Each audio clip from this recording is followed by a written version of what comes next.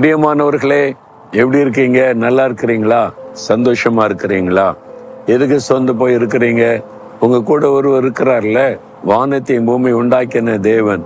இயேசுன்னு சொன்னார், உன்னை விட்டு விலக மாட்டேன், உன்னை கைவிட மாட்டேன்னு சொல்லி. ஆனா நீங்க அவரோட நடக்கணும். காலையில வேதம் வாசித்தீங்களா? ஜெபம் பண்ணினீங்களா? அவரோட பேசினீங்களா? அப்ப தினமும் அவரோட நீங்க கொஞ்ச நேரம் டைம் ஸ்பெண்ட் பண்ணணும்.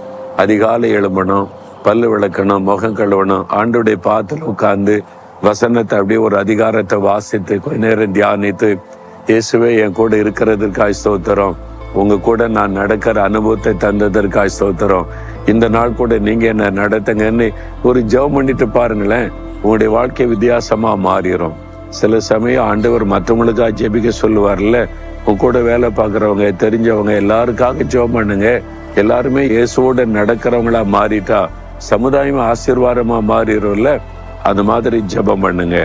சரி, இன்னைக்கு ஆண்டவர் எனக்கு என்ன வார்த்தை வைத்திருக்கிறார் அப்படின்னு கேட்கிறீங்களா?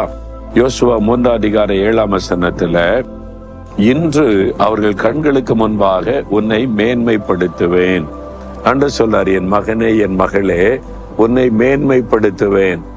நீ வேலை செய்யற இடத்துல, வசிக்கிற இடத்துல, பிசினஸ் செய்யற இடத்துல, ஒளி செய்யற இடத்துல மற்றவங்க உன்னை பரிகாசமா பாக்குறாங்களா, ஏளனமா பாக்குறாங்களா, உன்னை கேலியா பேசுறாங்களா, உன் வாழ்க்கையை குறைத்து கிண்டல் பண்றாங்களா, அவர்கள் கண்களுக்கு முன்பாக உன்னை மேன்மைப்படுத்துவேன் அப்படின்னு ஆண்டவர் சொல்றார். என் ஊழியத்தின் ஆரம்ப காலத்துல நான் ஒரு கிராமத்துக்கு கூட்டம் நடத்த போயிருந்தேன். அப்போ ஒரு குடும்பத்தார் என்னை சந்தித்தாங்க. பக்கத்து கிராமத்துல இருந்து வந்திருந்தாங்க. அவங்க வாழ்க்கையில நடந்த ஒரு அனுபவத்தை சொன்னாங்க. அந்த கிராமத்துல ஒருவர் கூட கிறிஸ்தவங்க கிடையாது. இவங்க வாழ்க்கையில நிறைய பிரச்சனை, போராட்டம். யாரும் இயேசு பற்றி சொன்னதுனால இப்படி ஒரு கடவுள் இருக்கிறாரா, அவரை தேடலான்னு சொல்லி குடும்பமாக அவரை ஏற்றுக்கொண்டதுனால அவருடைய வாழ்க்கையில அற்புதம் நடந்தது, மாற்றம் வந்தது, ஒரு பெரிய சந்தோஷம். அவங்க வீட்டுல குடும்பமா ஜெபம் செய்வாங்க.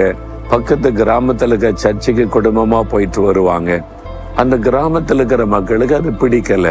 என்ன, நம்ம ஊர்ல ஒரு கிறிஸ்தவம் கூட இதுவரை இல்லை, புதுசா இவன் வந்துட்டான், புதிய கடவுளை கொண்டு வந்துட்டான், நமக்குன்னு கடவுள்லாம் இருக்குதாரு, நமக்குன்னு பல பண்டிகைலாம் இருக்குது, இவன் இப்படி மாறிட்டான்னு சொல்லி அது அந்த மக்களுக்கு பிடிக்கவில்லை. அந்த ஊர் பெரியவங்க எல்லாம் இருப்பாங்கல்ல, கிராமத்துல ஊர்க்கூட்டம் எல்லாம் போடுவாங்க. ஊர்க்கூட்டம் எல்லாம் போட்டு ஒரு முடிவெடுத்தாங்க, இந்த ஊருக்குள்ள இயேசெல்லாம் வரக்கூடாது, ஜெபெல்லாம் பண்ணக்கூடாது, நீ இதெல்லாம் செய்யக்கூடாது, மதம் மாறக்கூடாது.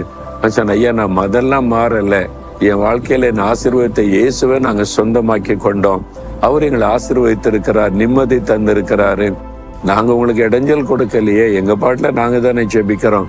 அதெல்லாம் முடியாது, நீ இயேசுவை மறுதலிக்கணும், இயேசுவை விட்டுறணும், இல்லாட்டா இந்த ஊர்ல இருக்க முடியாது. இல்ல, எனக்கு சொந்த வீட்டுல தானே இருக்கேன், எங்க சொந்த தோட்டத்துல தானே இருக்கிறோம், ஊரை விட்டு விலைக்கு வைக்கிறோம்னு சொல்லிட்டாங்க. பரவாயில்ல, ஊரே எனக்கு பகைச்சாலும் பரவாயில்ல, இயேசுவை விட முடியாது அப்படின்னு உறுதியாய் பற்றி கொண்டாங்க. அந்த ஊர்ல கடையில ஜாமான் வாங்க முடியாது.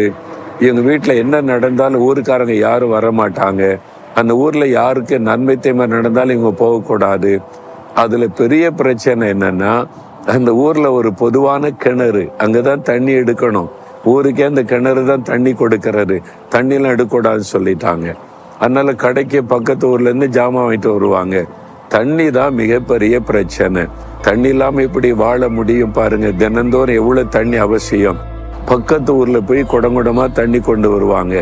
ஒரு நாள் ஆண்டவர்கிட்ட ஜெபிச்சாங்க, ஆண்டவரே, இந்த தண்ணி தான் எங்களுக்கு பிரச்சனையா இருக்குது, அதனால எங்க தோட்டத்தில் ஒரு கிணறு தோன்றோம், அதை ஆசீர்வதிங்க, தண்ணி கிடைச்சிட்டா நாங்க சந்தோஷமா வாழ்வோம்னு சொல்லி ஜெபம் பண்ணிட்டு ஒரு கிணறு தோண்ட ஒழுங்கு பண்ணாங்க. கிணறு தோண்டுனா ஒரு நீரூற்று அப்படியே தண்ணி பொங்கி வந்தது, அவ்வளவுதான். கிணறு தண்ணி வந்த பிறகு அவங்களுக்கு பெரிய சந்தோஷம். அதனால ஊர் மக்கள் யாரும் பேச மாட்டாங்க, யாரும் அந்த வீட்டு பக்கமே வர மாட்டாங்க. என்ன நடந்தது? சில மாதம் கழிந்தது, மழை இல்லாமல் போனது, பஞ்சம் வந்தது, ஊர் கிணத்துல இருக்க தண்ணீர் வற்றி விட்டது, தண்ணி இல்லாம போனது. இப்ப ஊரே வெளியூர்ல போய் தண்ணி கொண்டு வரக்கூடிய நிலைமை. இவங்க கிணத்துல மட்டும் தண்ணி நீரூற்று நல்ல ஆண்டவர் ஆசீர்வதித்து தண்ணீர் நிரம்ப இருக்கிறது.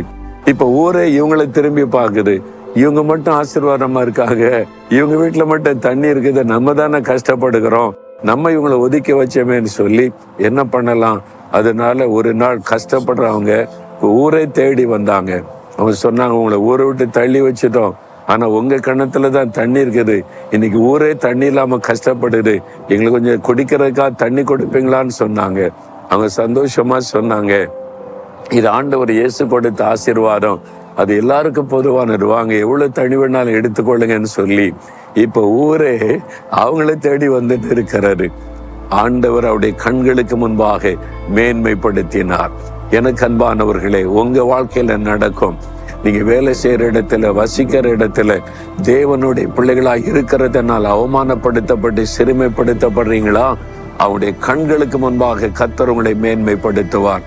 என்னால் இயேசு வானத்தையும் பூமி உண்டாக்கின சர்வ வல்லமுள்ள தேவன், அவர் உங்க கூட இருக்கிறார். இயேசுவே, நாம விசுவாசிக்கிறேன், எல்லாரும் என்ன இப்படி பேசுறாங்க, என் அற்பமா நினைக்கிறாங்க, என்னை ஆசீர்வதிங்கன்னு கேளுங்க. வாக்கு கொடுத்த தேவன் கட்டாயம் உங்களை மேன்மைப்படுத்துவார்.